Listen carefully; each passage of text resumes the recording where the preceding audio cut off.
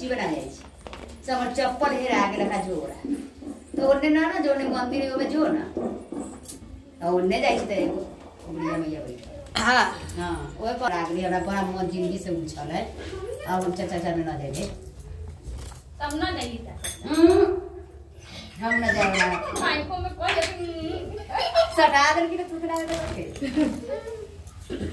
जी दूसरा कर ना हेलो, हमारी आवाज जहाँ तक जा रही है जितना भी गुरु भाई गुरु बहन ना हमारी आवाज को सुन रहे हैं तो रंजीत गुरु भाई का चर्चा स्टार्ट होने जा रही है। चर्चा में आने का कष्ट करें।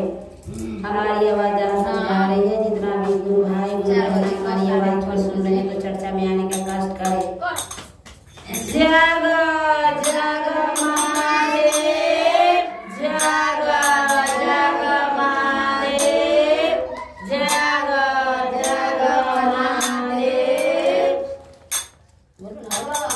रे भोला रे भोला भोला भोला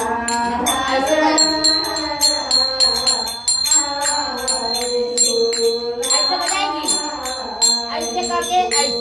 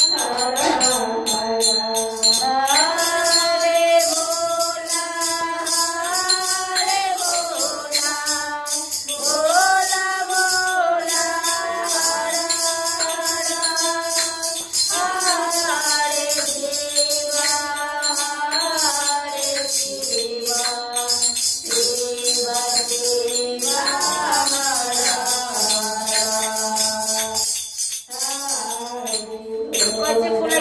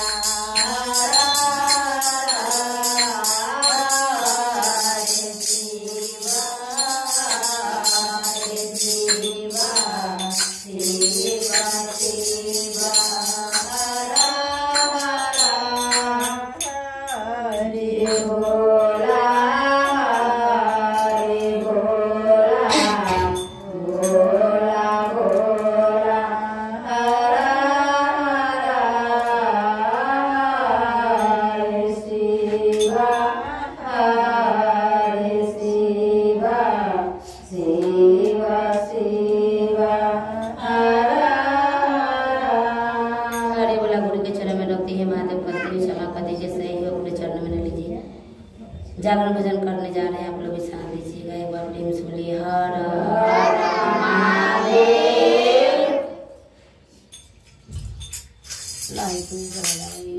कोई ना हो ऊंचा पर